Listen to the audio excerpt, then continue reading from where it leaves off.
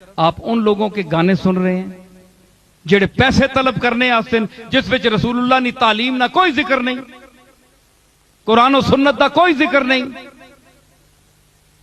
انہاں تسی فوقیت دینے ہو۔ آج کل پتہ ہے کہ زیادہ تر سارے تے اتے شک نہیں کرتے، ہم زیادہ تر محفلیں وہ کرتے ہیں، یہاں میلاد کی محفل ہو رہی ہے، وہاں ہو رہی ہے، یہ صرف نمائش کے لیے کالے دھندے کرتے ہیں اندر سے، اور لوگوں میں مکرم بننے کے لیے تاکہ لوگوں کو ہم پر شک نہ پڑے، اندرو بدماشیاں کرنے تو محفل میلاد سجانے۔ سمجھ آئی؟ اللہ کا واسطہ ہے، سنو رسول اللہ کی نعت۔ ان لوگوں سے کیوں سنتے ہو؟ پیشہ ور لوگوں سے۔ تمہارے منہ زبان دکھتی ہے، تم خود کیوں نہیں پڑھتے؟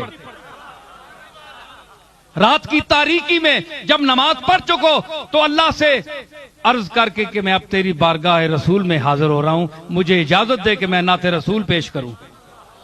تے اتھے تو پیش کرنا تو دا کو ڈکنا ہے؟ انہاں پیشہ ور لوگاں ہوتے پھر جناب ہوتے نچھاور کرنے پیسے۔ شرم کرو، حیا کرو، اے دین دی تبلیغ ہے۔